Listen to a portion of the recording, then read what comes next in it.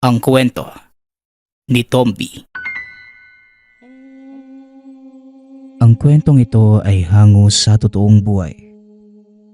Mula ito sa isa nating tagapakinig. Naitago na lang natin sa pangalang Evan. Walang eksaktong taon. Probinsya ng Iloilo. Ang kultura ng isang lugar nababase sa mga kwento o alamat na maaaring naganap sa nakaraan. Kadalasang naiiwan ang mga lumang paniniwala sa mga bagong henerasyon. Patuloy na sinasariwa hanggang sa naging bahagi na ng kanilang araw-araw na pamumuhay. Sa kwentong ito, matutunghayan niyo ang kasaysayan ng isa sa mga taong nagtatag ng kapuluan ng Panay at kung ano ang lihim na taglay nito na siyang naging dahilan kung bakit naitatag ang pamumuno sa isang dayuhang pulo. Ng mga panahong ito, kasalukuyang nagtatrabaho sa pamahalaan itong si Evan. Siya ang tinalaga ng kanilang munisipyo na pamahalaan ang pagdadala ng mga rebulto ng 10 dato na nagtatag ng pamahalaan ng Panay. Sa mga hindi nakakaalam, ang kapuluan ng Panay ay tinatag ng 10 dato na naglakbay mula sa Borneo sa pangunguna ng isang nagngangalang Dato Puti. Kabilang ang pangkat na ito sa ahop ng kilalang Raha Balinsusay. Walang malinaw na dahilan kung bakit sila napadpad sa kapuluan ng Pilipinas. Ngunit isa itong mahalagang kaganapan na tuluyang humubog sa kasaysayan ng bansa.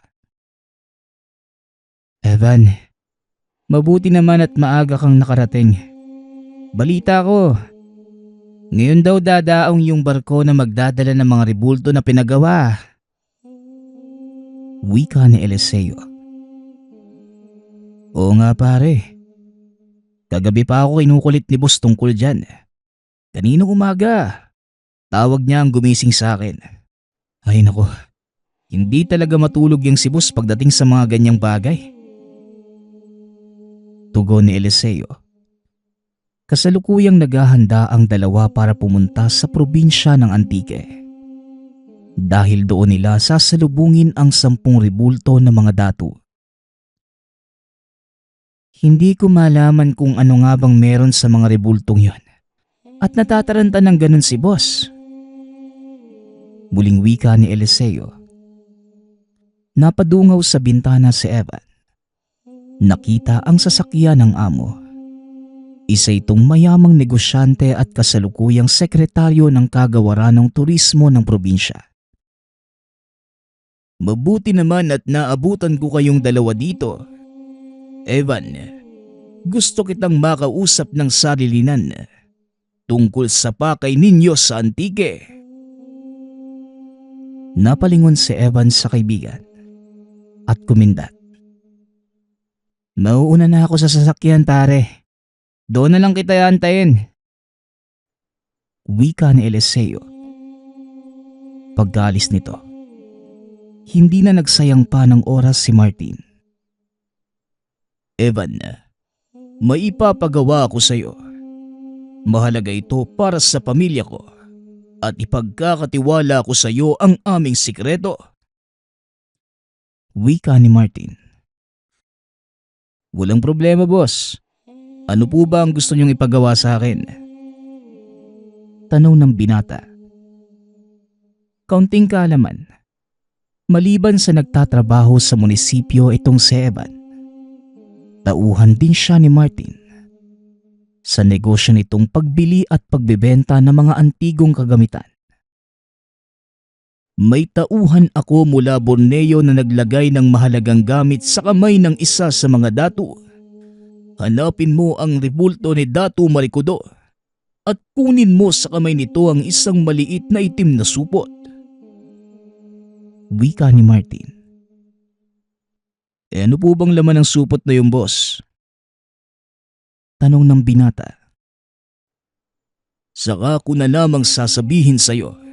kapag nagawa nyo na ang ipinag-uutos ko. At Evan, walang dapat makaalam nito kundi tayong dalawa lang. Malaki ang tiwala ko sa'yo. Tugon ni Martin.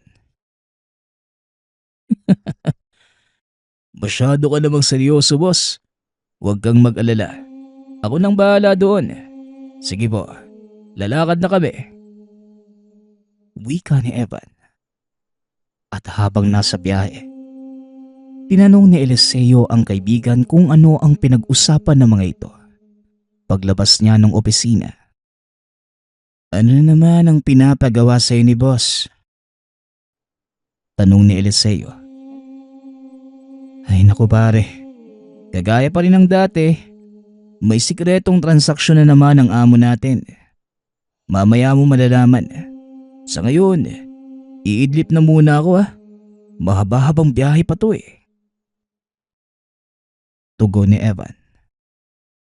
Inabot ng halos 3 oras ang biyahe ng dalawa. Mula Iloilo hanggang sa makarating sa probinsya ng Antique. Pagkarating sa pantalan ng Kulasi, ginising ni Eliseo si Evan.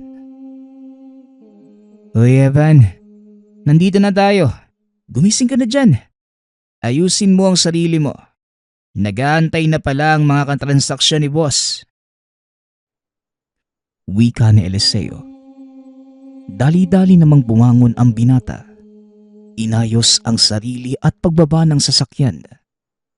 Kinausap nito ang isa sa mga taong nagdala ng rebulto na nagngangalang Bert. Ito ang kausap ni Martin na naging daan para maipuslit sa probinsya ang sinasabi nitong antigong gamit. Kagaya ng napag-usapan, nasa kamay ni Datu Maricodo ang itim na supot. Ingatan mo yan, milyon ang halaga niyon. Wika ni Bert. Nasabi na din sa akin ni boss ang tungkol dyan. Ako nang bahala. Kayo na lang ang mag-usap tungkol sa bayad. Tugon ni Evan.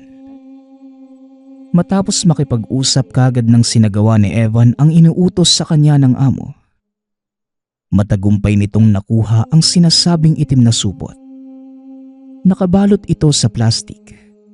Sinadyang isingit sa kamay ng rebulto para hindi maharang ng customs.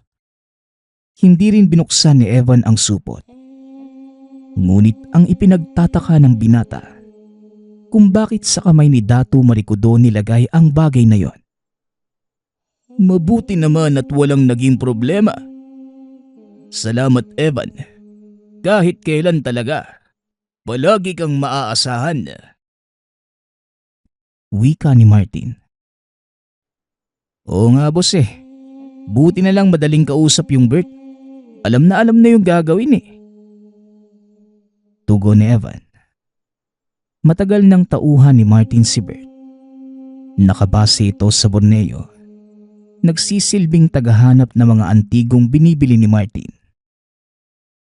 Habang nag-uusap, biglang pumasok sa isip ni Evan ang isang katanungan. Kinuha nito ang pagkakataon para tanungin si Martin. Nagtataka lang ako boss. Bakit nagkakahalaga ng milyon ng ganyang kaliit na bagay? Saka, bakit sa dinami-dami ng paglalagyan? Sa kamay pa ni Datu Maricodo mo naisipang isingit? Tanong ni Evan. Alam mo Evan, ang totoo, hindi matutumbasan ng pera ang halaga ng bagay na ito para sa akin. At kung bakit kay Datu Maricodo, yun ay dahil mula sa kanya ang bagay na ito. Tugon ni Martin habang binubuksan ng maliit na sisidlan. Tumambad kay Evan ang isang maliit na bugkos ng gintong buhok. Buhok? Teka, mali ba yung naipadala sa inyo boss? Mukhang naloko yata tayo ah. Walang iyang Bert yun. Sinasabi ko na nga ba eh. Wika ni Evan.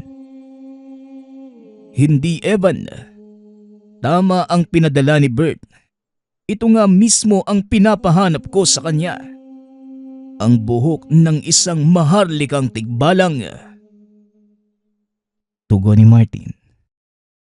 Napatitig si Evan sa amo. Pinakiramdaman kung seryoso ito sa mga sinasabi. Seryoso ko ba, boss? Buhok ng tikbalang? Naniniwala ka sa mga ganun? Tanong ng binata. Bigla itong naguluhan.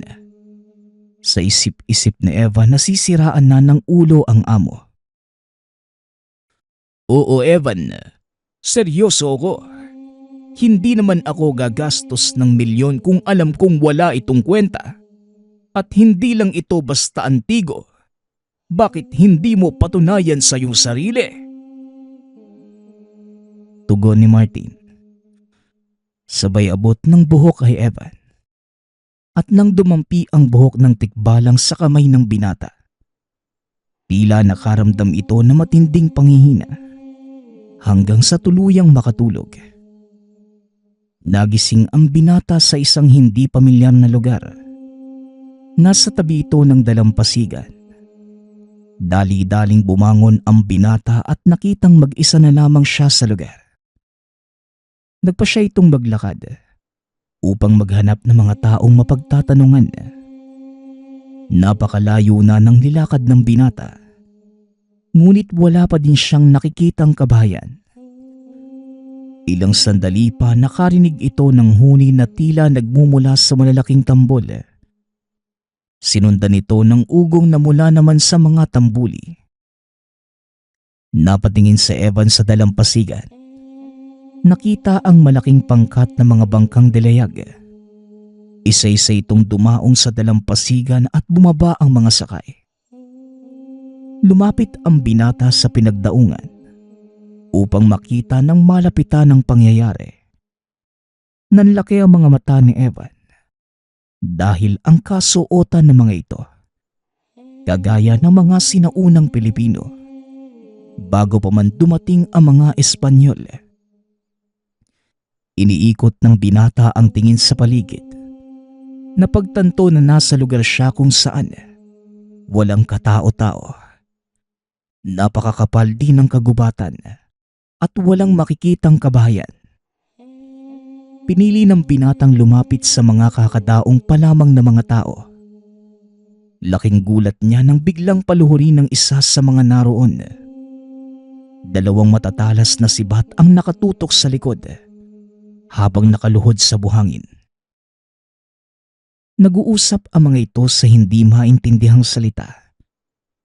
Ngunit laking pagtataka ng binata dahil unti-unting nagiging malinaw ang sinasabi ng mga taong yun. Tila hindi nakakapagsalita ang isang to. Marahil, hindi niya tayo naiintindihan. Wika ng isang lalaki. Puno ng tattoo ang katawan. Nakabahag. May mga nakasabit na palamuting gawa sa ginto sa leeg. Sandali lang. Pwede ko bang malaman kung saan kayo nanggaling? Tugon ng binata. Biglang natigilan ang lalaki at lumuhod para pumantay kay Evan. Galing kami sa kapuluan ng Borneo. Ako si Marikudo, isa sa mga datong nasa ilalim ng ahop ni Raha Balinsusay. Ikaw, anong pangalan mo? Tanong ng lalaki. Biglang natawa si Evan at hinawi ang sibat na nakatutok sa likod. Masyado niyong tinutotoo yung pag-arte ah. Nasaan yung mga kamera? Tanong ni Evan. Tumayo ang lalaki at muling nagtanong. Anong ibig mong sabihin, binata? Hindi ko maunawaan ang iyong mga sinasabi. Pwede ba? Alam kong isa lang tong palabas. Kaya alis na ako ha. Pasensya na kung nakagulo ako. Sige na, ituloy niyo na lang. Wika ni Evan. Matapos ang kaganapang yon, Tila hinila ang binata paitaas. Nang muli itong magising, nasa loob na siya ng silid ni Martin. Kumusta ang paglalakbay sa nakaraan, Evan? Nakausap mo ba ang taong nagmamay-ari ng buhok na ito? Tanong ni Martin. Oo, ang ganda ng panaginip ko. Parang nasa set ako ng pelikula eh. Datu Marikudo. Sigurado na sobrahan lang ako sa pag-iisip. Tugon ni Evan. Hindi panaginip ang lahat, Evan. Ang nasaksihan mo, ang kaganapang naging simula ng kasaysayan ng ating bansa. Yun ng mismong araw ng pagdaong ng 10 datu sa isla ng Panay. At ang taong nakaharap mo ay mismong si Datu Marikudo. Isa sa mga pinagkakatiwalaang pinuno ni Raha Balinsosay. Hayaan mong isalaysay ko sa iyo ang lahat. Wika ni Martin. Sa hindi malamang dahilan, tila nagkaroon ng interes ang binata sa kwento. Sige boss, makikinig ako. Tugon ng binata. Dito na sinimula ni Martin ang pagkukwento. Ang mga sumunod na tagpo ay pangyayari. Daang taon na ang nakakaraan. Nang mga panahong ito hindi pa nasasakop ng mga dayuhan ang bansa. Mula sa kapuluan ng Borneo, naglakbay ang 10 datu sa pamumuno ni Datu Puti.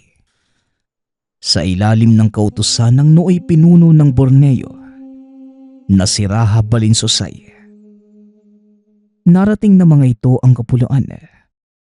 Dumaong sa dalampasigan ng Hamtik na ngayoy kilala bilang probinsya ng Antique. Dito nagsimula ang kanilang sibilisasyon. Hanggang sa lumawak ito. 5 sa mga datu ang nagpasyang maglayag papunta sa iba pang bahagi ng bansa. Lalo pa nang matuklasan nilang hindi lang iisang pulo ang bumubuo dito. Ang ilan ay napadpad sa kapuluan ng Palawan sa ilalim ng pamumuno ni Datu Magbanwa. Habang ang ilan naman napunta sa bandang ibaba ng Panay sa kapuluan naman ng Negros sa ilalim ng pamumuno ni Kali Kulafo o mas kilala sa tawag na Lapu-Lapu. Hindi sila nagtagumpay na makadaong sa dalampasigan ng Negros dahil sa mga naninirahang katutubo. Pinili ng mga itong maglayag papunta sa kapuluan naman ng Limasawa. Nahati ang pangkat sa 2 at ang ilan ay napunta sa isla ng Humunhon. Nagtalaga ng kanya-kanyang pamunuan ang 5 datu. Tinawag itong banwa na pinamumunuan ng 1 datu. Hanggang sa lumawak ang ilan, naitaas sa karangalan ng Raha ang mga pinuno. Kagaya na lamang ni Raha Humabo ng Sugbo at Raha Maginda ng Kamindanawan. Samantalang ang natitirang mga kadatuan naman, pinaghati-hatian ang isla ng Panay sa 5 bahagi. Kabilang sa mga ito ay si Datu Payburong ng Irong-Irong na ngayoy kilala bilang probinsya ng Iloilo. Katuwang nito sa pamumuno si Datu Marikudo na nooy nagsisimula pa lamang at binigay sa kanya ang distrito ng Kalinog. Sa murang edad, itinalagang datu si Marikudo dahil sa taglay nitong kakaibang kapangyarihan. Lingid sa kalaman ng ilang kadatuan na may itinatagong lihim ang nooy binatang datu. Tanging si Raha Balinsosay lang ang nakakaalam ng sikreto nito. Aatras tayo ng ilang araw bago maglayag ang pangkat. Bago pa man umalis si Marikudo sa Borneo, kinausap ito ni Raha Balinsosay. Tandaan mo, Marikudo, sa lahat ng mga datong nasa ilalim ng aking pamumuno, ikaw lang ang may espesyal na katangian. Sikapin mong wag itong matuklasan ng iba mong mga kasama, lalo na si Datu Puti. Tandaan mo kung ano ang misyon mo sa paglalakbay na ito. Wika ng Raha. Si Marikodo ay isa sa mga datong pinakaiingatan ni Raha Balinsusay dahil sa kakaiba nitong pagkatao. Maniwala man kayo sa hindi, mula sa angka ng maharlikang tikbalang ang Datu, lumaki si Marikodo sa pangangalaga ng Raha dahil walang kahit sino man ang maaaring makapigil dito. Malaking pinsala ang nagawa ng binatang tikbalang sa kanilang pamayanan at tanging si Balinsusay lamang ang may kakayanang pigilan ito dahil sa kakaibang koneksyon ng Raha sa kabilang dimensyon. Noong una ay nahirapan din si Balinsusay, ngunit kalaunan, tila unti-unting nagbago ang ugali nito. Huwag kang mag-alala, Raha.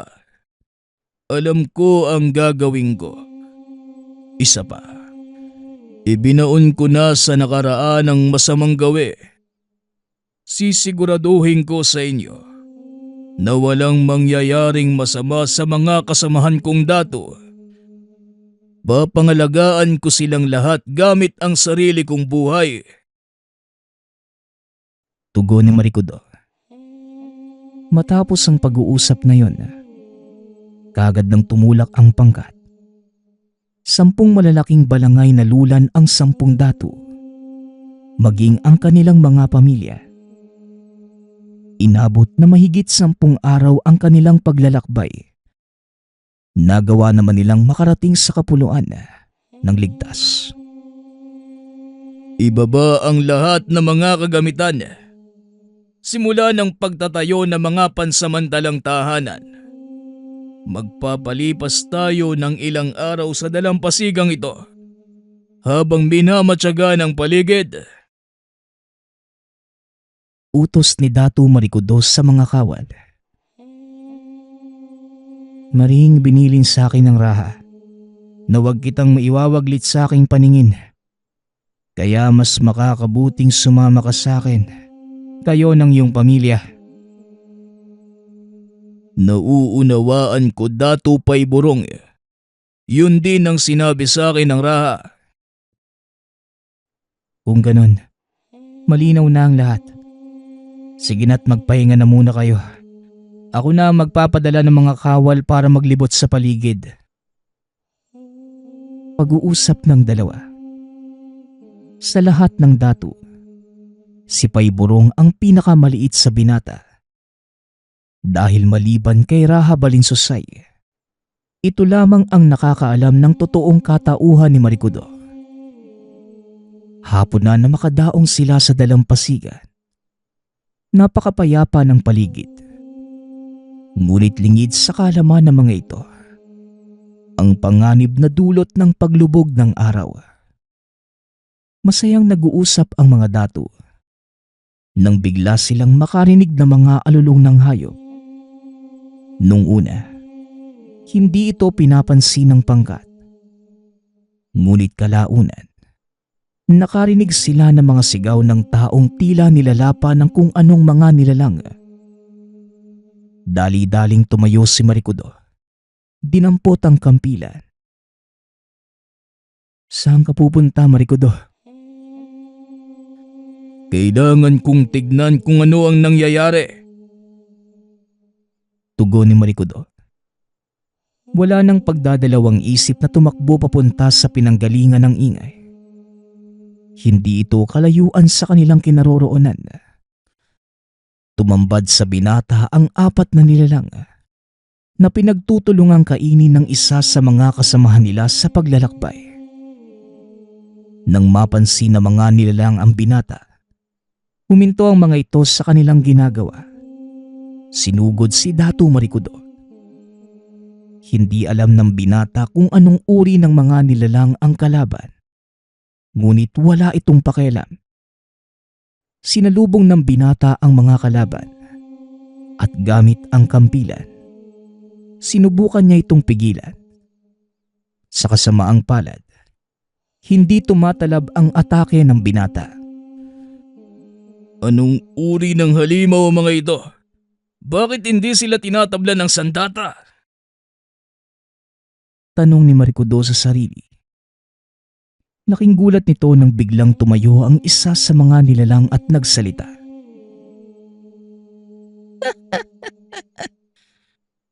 Nagulat ka ba, binata? Iisa lang tayo ng pinanggalingan. Mas nauna nga lang kami kesa sa inyo. Huwag kang magtataka kung bakit pareho tayo ng salitang ginagamit. Wika ng nilalang. Anong uri kayo? At bakit kayo nandito? Tanong ng binata. Hindi ba sinabi sa'yo ng mahal mong pinuno ang tungkol sa amin? Nakakaawa ka naman. Isinuong kayo sa isang mapanganib na tungkulin nang walang kaalam-alam. Gayunpaman, nagpapasalamat ang aking angkan dahil may mga pagkaing dumating. Wika ng aswang. Napangiti si Marikudo. Unti-unting napagtanto na ito ang sinasabing panganib ni Raha Balinsosay. Pasensya na kaibigan. Nagkamali ka ng inaakala. Hindi ko hahayaang galawin mo ang aking mga kasamahan. Tugon ni Marikudo. Itinarak nito ang sandata sa lupa. Biglang nagliwanag ang mga tattoo nito sa katawan. Unti-unting nagbago ang anyo. Kalahating kabayo at kalahating tao. Isang tikbalang. Anong...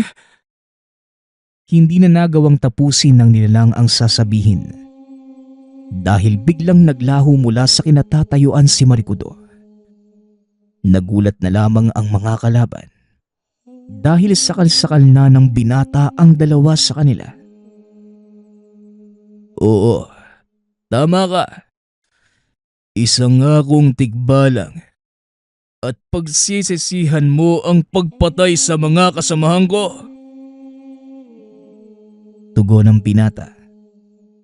Paulit-ulit na hinampas sa puno ang dalawang aswang. Hindi ito tinigilan ni Marikudo hanggang magmistulang lantang gulay ang katawan. Dali-dali namang tumakbo ang dalawa pang natitira. Hindi na hinabol pa ni Marikudo ang mga ito dahil dumating si Datu Paiburong. Mabilis namang nakabalik sa anyong tao ang binata bago pa siya makita ng Datu. Anong nangyari dito, Marikudo? At sino ang mga aswang? Paanong napunta mga yan dito? Tanong ni Paiburong. Ayon sa sinabi ng isa sa kanila, nauna silang dumating dito. Galing sa ating lungsod. Ito marahil ang sinasabi ng Raha. Kailangang malaman ito ni Datu Puti. At pakiusap Datu Paiburong. Ikaw na muna ang kumausap sa taong yon. Tugon ni Marikudo. Alam kong may hindi kayo pagkakaunawan ni Datu Puti. Pero siya pa din ang pinuno ng grupong ito. Kailangan niyang marinig ang paliwanag mo. Isang tabi mo muna ang hidwaan. Siguradong yun din ang gagawin ni Datu Puti. Wika ni Datu Paiburong. Kagad nang bumalik ang dalawa bit-bit ang bangkay ng mga aswang. Laking gulat ng lahat dahil hindi nila akalaing may ganong nilalang na naninirahan sa lugar kung saan sila dumaong. Sa palagay ko, hindi lang sa lugar na ito nagkalat ang mga aswang. Mahigit 10 taon na nang palayasin ni Raha Balinsosay ang kanilang angkan sa ating lungsod. Sa haba ng panahong yun, siguradong nakapagparami din sila. Wika ni Paiburong. Ano ngayon ang iminumungkahi mo, Datu Payburong? Tanong ni Datu Puti. Kailangan nating linisin ang lugar bago pa tayo magtatag ng mga pamayanan. At hindi natin magagawa yon kung mag-uumpukan lang tayo sa iisang bahagi. Napakalawak ng kapuluang to. At kung gusto natin ng mapayapang pamumuhay, hindi naman siguro masama na alisin ang mga balakid. Tugon ni Payburong. Dinggin natin ang sasabihin ng ibang kasamahan at pinuno tungkol sa bagay na ito. Hindi maaaring tayo lang ang gagawa ng pagpapasya. Wika ni Datu Puti. Kagad itong nagpatawag ng pagpupulong kasama ang 10 datu. Nagsalita ang bawat isa. Nagkaroon pa ng diskusyon. Ngunit sa huli kautusan pa din ni Datu Puti ang nasunod. Lilikupin natin ang kapuluan. Tama ang sinabi ni Datu Payburong. Hindi natin malilinis ang lugar kung mag-uumpukan lang tayo dito. Hinihikayat ko kayong muling maglakbay. Hahatiin sa 2 pangkat ang mga kasamahan. 5 ang aalis at 5 ang may iwan. Wika ni Datu Puti. Nagpalabunutan pa ang mga ito at sa wakas, nakabuo ng pagpapasya. 5 sa mga datu ang naglayag sa pangunguna ni Datu Magbanwa. Naglayag ang mga ito pabalik sa kanilang dinaanan hanggang sa marating ang mahabang kapuluan na ngayoy kilala sa tawag na Palawan. Samantalang ang ilan naman napadpad sa malaking isla. Doon nagtatag ng kanilang mga pamayanan. Samantalang ang 5 datu sa ilalim ng pamumuno ni Datu Puti, pinagatian ang isla ng Panay. Ipinagkaloob kay Datu Payburong ang unang bahagi. Pinangalanan itong Irong-Irong na ngayoy kilala bilang Iloilo. Kasama ni Payburong sa pamumuno sa Marikudo, na nooy itinilaga ng datu sa banwa ng Kalinog. Naging matagumpay ang paghahati ng mga distrito. At simula doon, nilinis ng mga datu ang kani-kanilang mga sakop. Lingid sa kalaman ni Marikudo at Payburong na ang distritong napunta sa kanila, ang pinakapugad ng mga aswang, partikular sa banwang pinamunuan ng isa sa mga datong nagngangalang Sumandig. Nagulat si Marikudo nang magpadala ito ng mensahero sa kanya. Ibinalitang iilan na lamang silang natitira sa kanyang pamayanan. Hindi namin kaya ang kanilang bilang, Marikudo. At kung magpapatuloy pa ang kanilang pananalakay, maaaring maubos kaming lahat. Ito ang mga salitang bumungad kay Marikudo nang dinalaw niya ang banwa ni Datu Sumandig. Sa balagay mo, gaano sila karami? Tanong ng binata. Marami, Marikudo. Hindi ko alam ang eksaktong bilang. Tugon ni Sumandig. May hinala akong pugad ng mga aswang ang lugar na ito. Madali ka. Magpadala ka ng kalatas kay Datu Payburong. Ipaalam mong mananatili ako sa inyong banwa upang alamin kung pugad nga ba ito ng mga aswang. Wika ni Datu Marikudo. Kinagabihan na, nagbatsyag ang binata at laking gulat nito. Dahil napakapayapa ng gabing yun, wala ni isang paggalaw sa nakapaligid na kagubatan. Nagtataka ako, bakit napakatahimik ng paligid sa Mandig? Hindi ba't sinabi mo na gabi-gabi ang ginagawa nilang pagsalakay? Tanong ni Marikudo. Maging ako, nagtataka sa mga nangyayari, Marikudo. At huwag ka sanang mag-isip ng masama. Nakita mo ang kalagayan ng aking banwa. Hindi kita pinag-iisipan ng masama, Datu. Nagtataka lang ako sa mga nangyayari. Saan nagpunta ang mga aswang? Wika ni Marikudo. Kinabukasan, pinili ng binatang mag-ikot sa lugar.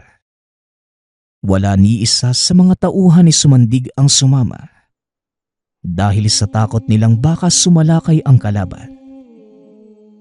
Sa kalagitnaan ng pag-iikot, napansin ng binata ang kakaibang amoy ng paligid na parang pinaghalong langis at nabubulok na laman. Hindi kalayuan sa kanilang kinatatayuan.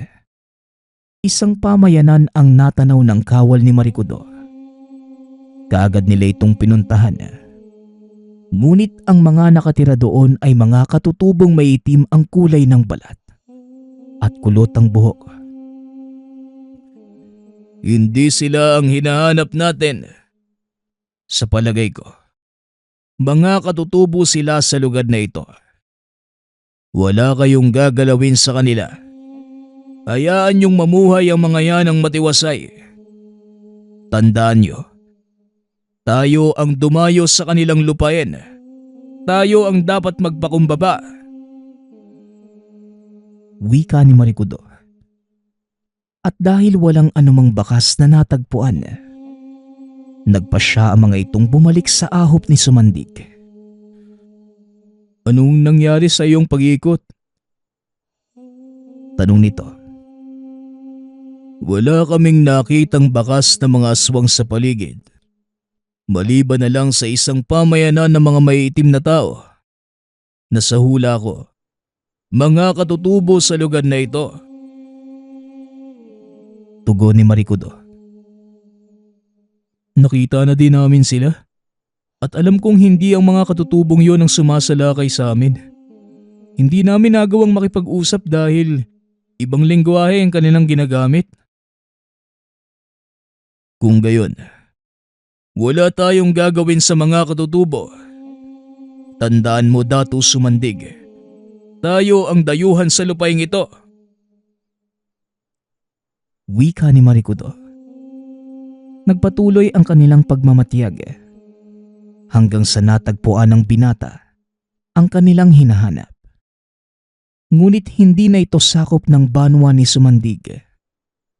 At ayon sa mga tauhan ng Datu, pinamumunuan ito ng isang taong nagngangalang Datu Bangaraw. Hindi na namin nagawang kausapin pa ang datong yun. Hindi naman siya kabilang sa ahop ni Raha Balinsusay. Ang hinala ko, mga tangtilang napadpad sa kalagitnaan ng pulong ito. Wika ni Sumandig. Sa mga hindi nakakaalam, ang salitang mangatang ay kasing kahulugan ng mga pirata.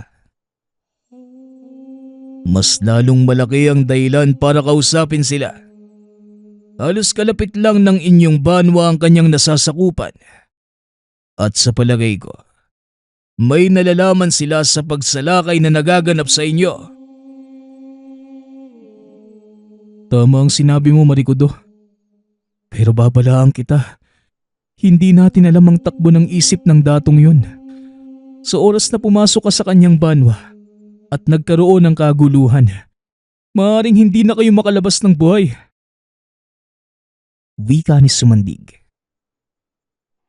Marami na akong mangatang na kinalaban at sasabihin ko sa'yo, wala pa ni isa sa kanila ang hindi lumuhod sa akin.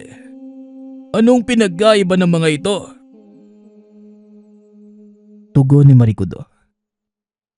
Napailing na lamang si Sumandig dahil muling nanariwa sa isipan nito ang mga labang na pagdaanan ng binata.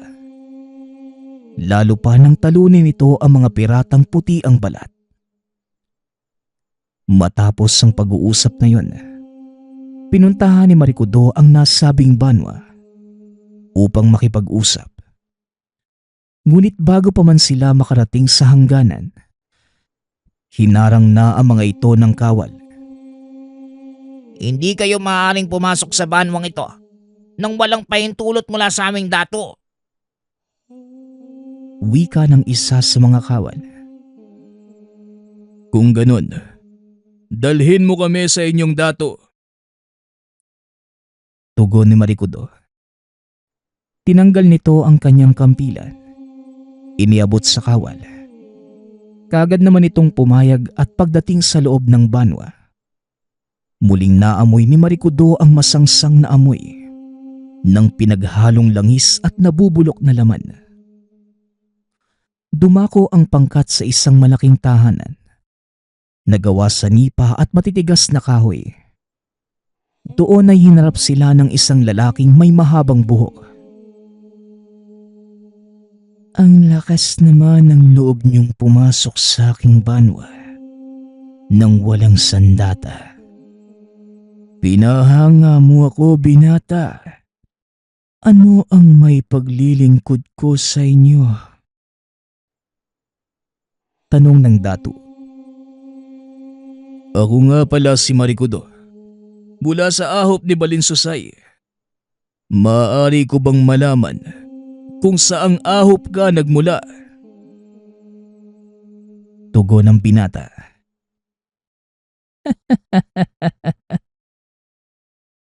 Mula ka pala sa ahop ni Balinsusay. Wala akong ahop na kinabibilangan. Nagpasya kong umalis sa pungsod at magtatag ng sarili kong pamayanan kung saan walang uusig sa amin. Tugon ni Bangaraw. Napangiti si Marikudo. Dahil sa kaloob-looban nito, alam na niya kung sino ang mga taong yun. Sandali lang. Ganito ba ang iyong pagtanggap sa mga panauhin? Isa akong dato kagaya mo. Medyo bata nga lang ako kung sa edad. Ngunit sisiguraduhin kong sa karanasan, magkapantay lamang tayo. Ipagpaumanhin mo ang aking kawalang galang. Tumuloy kayo sa aking balay at pagdamutan ng kung anumang nakahain sa aking hapag. Tugon ng dato. Huwag mo sanang masamain ang mga tanong ko, dato. Nais kong malaman kung bakit umalis ka sa ating pungsod. Tanong ni Marikudo. Kagaya ng sinabi ko sa iyo, dato. Nais kong magtatag ng sarili kong banwa kung saan walang uusig sa amin. Uusig? Bakit? Isa ka bang mangatang? Masyado mo namang ibinababa ang aking antas. Hindi ako isang mangatang kaibigan. Kung ganon, paumanin sa aking naging tanong.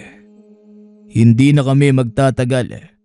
Aabutin kami ng dilim sa paglalakbay pabalik sa aking banwa.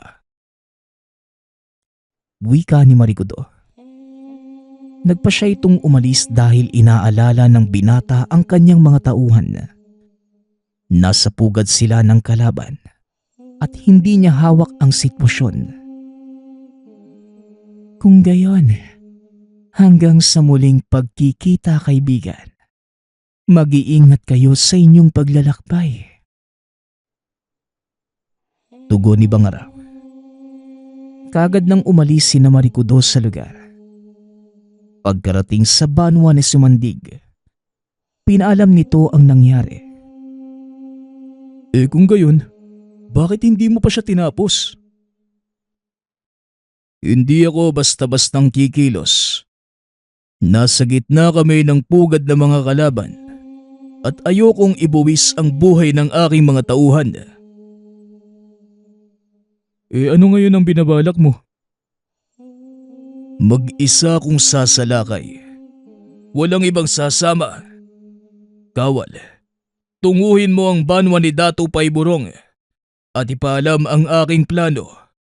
Magpadala ng mensahe kay Raha Balinsusay. Sabihin mong natagpuan ko na ang mga aswang na pinalayas niya sa pungsod. Pag-uusap ng dalawa, Inantay ni Marikudo ang pagsapit ng dilim bago magsagawa ng kilos. Laking pagtataka ni Sumandig kung bakit lalakad itong mag-isa.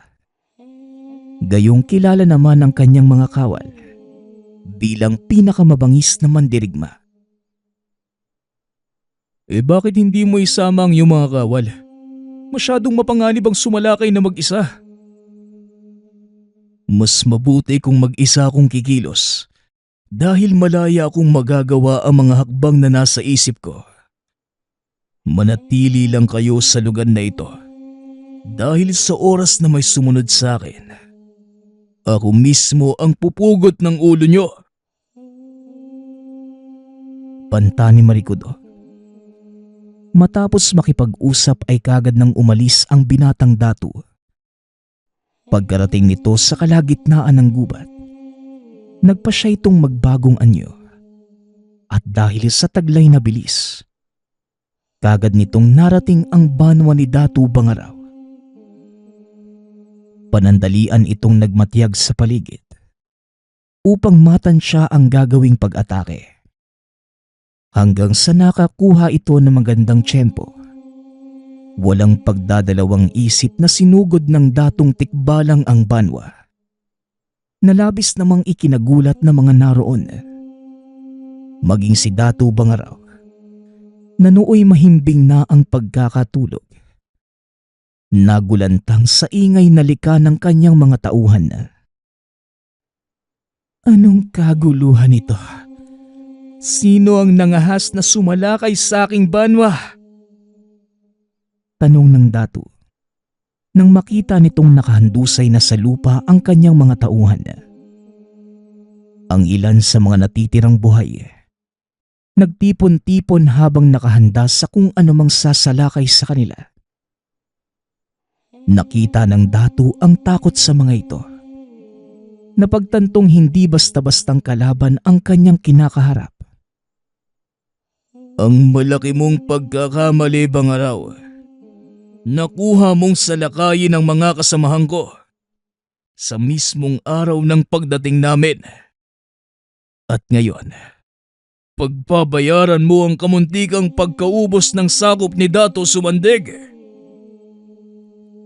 Wika ni Marikudo. Nasan ka, tampalasan? Magpakita ka! Sigaw ni Bangaraw habang pilit na sinisipat ang paligid. Laking gulat nito nang biglang namilipit sa sakit ang isa sa mga kawal. Hindi mo na kailangang magtago sa anyong tao. Harapin mo ko sa ipinagmamalaki mong katauhan. Wika ni Marikudo. Pagsisisihan mo ang kahangalang ito kung sino ka mang hangal na pumasok sa aking nasasakupan. Wika ni Bangaraw. Ibinaba ng Datu ang sandata. Nagbagong anyo. Dito napatunayan ni Marikudo na isang gabo ng aswang si Datu Bangaraw. Totoo ang mga narinig niyang kwento mula kay Raha Balinsusay. Totoo nga ang mga sinabi ng Raha. Isa kang ang gabunan. Wika ni Marikudo. Pilit pa din itong hinahanap ni Bangaraw. Ngunit sadyang malakas ang taglay na sa bulag ng binatang tikbalang. Bakit hindi mo ko harapin ng patas? Magpakita ka nang malaman natin kung sino ang higit na mas malakas. Wika ni Bangaraw. Laking gulat nito nang biglang may sumipas sa kanya mula sa likuran. Tumilapon ito sa bakuran. Nilingon kung sino ang may gawa. Nanlaki ang mga mata ni Bangaraw nang makita ang isang tikbalang na may purong gintong buhok. Nagulat ka ba, Datu? Oo, ako ito, si Marikudo. Hindi naman na siguro lingid sa kaalaman mo ang tungkol sa akin. Tama ka. Hindi nalingid sa akin na may isang aliping kagaya mo ang napasa ilalim kay Balinsosay. Nakakalungkot lang isipin na isa kang maharlikang taglugar pero pinili mong magpasakop sa isang tao. Hindi ako nagpasakop, Dato. Pinili kong makipag-isa sa Raha dahil alam kong ito ang tamang gawin. Pag-uusap ng dalawa. Sumenyas ang Dato. Isa-isang nagsipagsugod ang mga aswang. Napagtanto ni Marikudo na hindi lahat ng nakatira sa banwang yun kalahi ni Bangaraw. Ang ilan ay mga aliping nahuli niya mula sa nakapalibot na pamayanan ng mga katutubo. Isa-isang hinarap ng binatang tikbalang ang mga kalaban. Hindi makapaniwala ang Dato na nagawa itong ubusin ni Marikudo. Totoo ngang kakaiba ang taglay na lakas ng isang maharlikang tikbalang. Ngayon ko lamang napatunayan. Ngunit patawad. Dahil ngayon na din magwawakas ang iyong buhay. Wika ni Bangaraw. Dali-daling sumugod ang Dato. Inundaya ng suntok si Marikudo. Nasalo naman ito ng binata. Muling itinulak palayo ang Dato at kasunod nun ay ang malakas na pagsipa. Dahilan para muling tumilapon si Bangaraw sa malayo. Akmang tatayo na sana ito. Ngunit hindi na nagawa pa. Dahil nakita nitong papasugod na naman ng binata. Halos hindi na makaganti ang kalaban. Dahil sa bilis ng pag-atake ng binatang tikbalang. Hanggang sa tuluyan na itong nanghina. Pinilit ng Dato na tumayo. Ngunit wala na itong lakas para gawin yon. Dinampot ni Marikudo ang kampilang nakakalat. Marahang naglakad papunta sa kinaroroonan ni Bangaraw. Dito na magtatapos ang iyong kasamaan, Bangaraw. Pagbabayaran mo ang lahat ng mga nagawa mong kasalanan. Sa ngalan ng Raha, pinapatawan kita ng parusang kamatayan. Wika ni Marikudo. Kagad nitong pinutol ang ulo ni Bangaraw sa pag-aakalang dito na matatapos ang lahat. Ngunit laking gulat ng binata nang biglang may isa pang nilalang ang lumabas mula sa bahay ng Dato. Tinamaan ang binata sa kanyang dibdib. Dahilan para mapatras ito. Nakaramdam na matinding pamamanhid sa buong katawan. Mukhang nagkakamali ka ng banwang sinalakay tikbalang. Nasa pugad ka ng mga aswang. At kung akala mong napatay mo na ang pinuno, nagkakamali ka. Wika ng nilalang. Kilala ng binata ang babaeng ito. Siya si Dian Masinlop, ang unang asawa ni Dato Bangaraw. Hindi ako nagkamali ng banwang sasalakayin, Dian. Talagang kayo ang sadya ko. At alam kong hindi si Bangaraw ang napatay ko, kundi ang isa sa kanyang mga kapatid. Tama ba ko, Dato Bangaraw? Tugon ng binata. Magaling!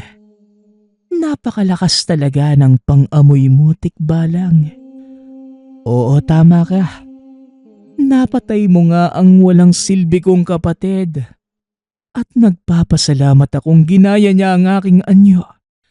Habang nasa malayo ako at ninanamnam ang pagkain ng laman ng ilan sa iyong mga kasamahan.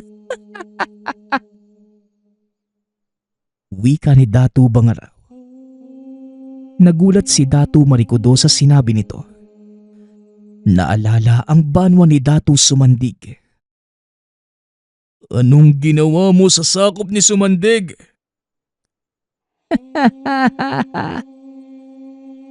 Huwag kang mag-alala. Ibinigay ko sa kanila ang karangalang maging pagkain ko. At ngayon, natatakam na akong matikman ang puso ng isang tikbalang. Wika ni Bangaraw. Sabay silang sumugod ni Dian Masinlop. Laking gulat ng mag-asawa nang biglang may humarang sa kanilang daraanan. Sinabi ko na sa iyong huwag kang gagawa ng kahangalan, pero hindi ka nakikinig. Wika ng kakarating pa lamang na lalaki. Saka pa lamang ito nakilala ni Marikudo. Nang tanggalin ito ang nakatabing na tela sa kanyang muka. Kapunuan, paano kayong nakarating kagad sa lugar na ito? Tanong ng binata.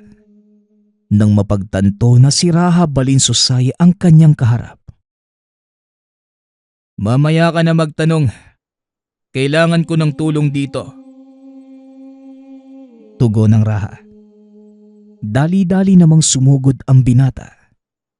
Pinatamaan ng sipa ang dato. Ang dakilang Raha. Sinong mag-aakala? Magkikita tayo dito.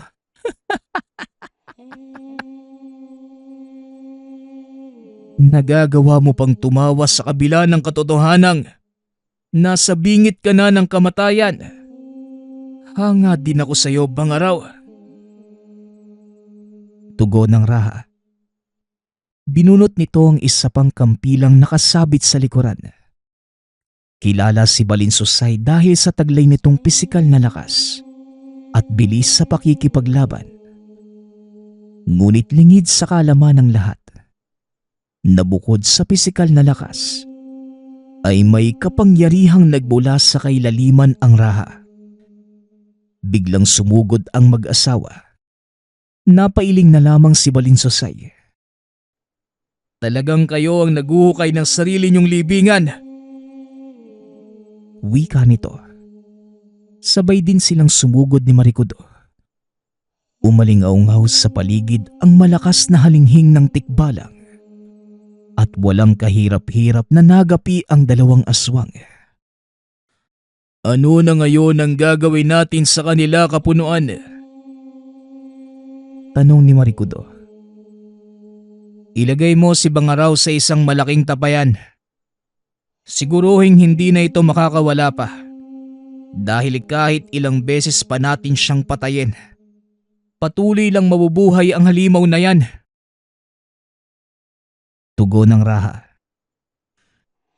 Pero hindi mo pa din ipinapaliwanag kung paano kang nakarating ng ganong kabilis. Muling tanong ng binata. Ayon sa Raha, palihim itong sumama sa paglalakbay, lulan ng isa sa mga balangay. Nagpanggap itong aliping tagasagwan upang hindi makilala ng mga kadatuan. Alam ng Raha na mangyayari ang bagay na yon, kaya pinili nitong sumama. Matapos may sagawa ang utos, kagad nang bumalik ang dalawa sa sakop ni Sumandig. Laking gulat ng mga ito dahil kasama ni Marikudo ang kanilang Raha. Maging si Datu Payburong at iba pang mga kadatuan na bigla sa nalaman. Walang kaalam-alam ang mga itong isa sa mga mananagwan ay ang kanilang Raha. Marikudo, may alam ka ba dito? Maging ako, Datu, nagulat din. Naku, sana lang hindi siya isa sa mga mananagwang ko. Pinaghahampas ko pa naman ang latigo ang mga yon. Pag-uusap ng dalawa. Natigil lamang ito nang biglang tawagin ni Balinsosay si Payburong. Sa susunod na paglalakbay, ayokong sinasaktan mo mga aliping mananagwan. Dahil sa oras na gawin mo pa ulit yon, dila mo lang ang walang latay. Banta ni Balinsosay. Napalunok ng laway si Paiburong dahil nagkatotoo ang sinabi nito. Isa nga si Balinsosay sa mga mananagwang nakatalaga sa kanya. Patawad Kapunuan, hindi na po mauulit. Kalimutan mo na yon. Ngayong mapayapa na ang lugar, simulan nyo na ang pagtatatag ng inyong mga balangay. Nahahati naman ang kapuluan sa inyo. Iniiwan ko na ang tungkuling pamunuan ang ahop na ito sa inyo. Datu Puti, kailangan kong bumalik sa Hamtik at may nag-aantay pang suliranin ang ahop ni Goyang. Wika ni Datu Balinsosay. Matapos magpaalam ng raha, itinuloy ng mga datu ang pagtatatag ng pamayanan hanggang sa tuluyan itong tumatag. Ilang taon pa ang lumipas, dumating na ang mga mananakop dahil sa makabagong mga sandata. Maging si Marikudo ay nawala ng lakas ng loob para lumaban. Tuluyang nasakop ang isla ng Panay. Kalaunan, nagbago ang kultura. Nilikop ng Kristyanismo ang mga pamayanan na naging daan para naman sa panibagong kabiasnan. Balik tayo sa kasalukuyang panahon.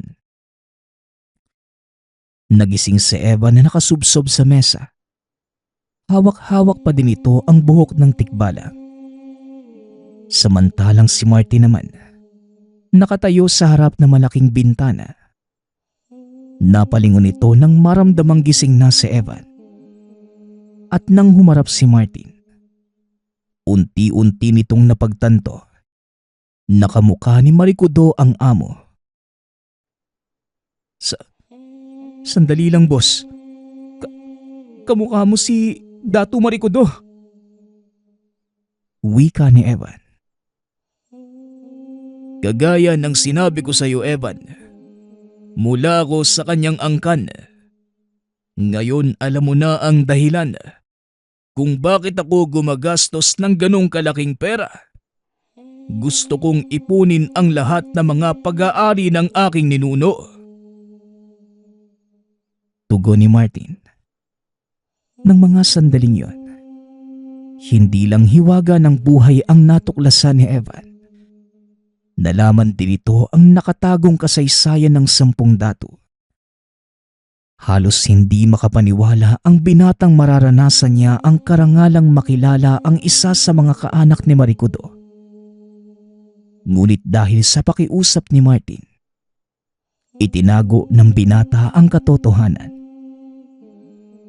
Sa paglipas ng panahon, nanatiling lihim ang totoong pagkatao ni Martin hanggang sa sumapit ang araw ng kanyang pagpanaw.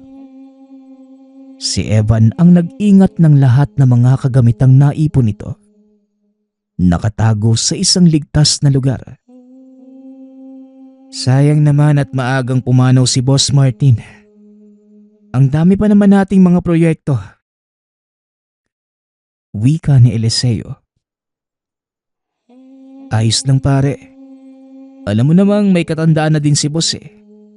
Mabuti na nga yun. Nang makapagpahinga na siya. Mahabang panahon na din ang ginugol niya sa mga proyekto natin. Biruin mo, hindi na siya nakapag-asawa. Tugon ni Evan. Alam nito ang totoong dahilan kung bakit hindi nagkaroon ng pamilya si Martin. Ito ay dahil nang pumanaw ang Ginoo. Bumalik ito sa mundo ng mga engkanto at doon namuhay kasama ang angkan. Sinabi ni Martin ang lihim kay Evan at bilang kapalit, ang binata ang ginawa niyang katiwala sa lahat ng mga naiwang yaman, maging mga gawain. Oo nga, buti na lang mabait ang bago kong boss. Oh, ano nang susunod nating gagawin, boss?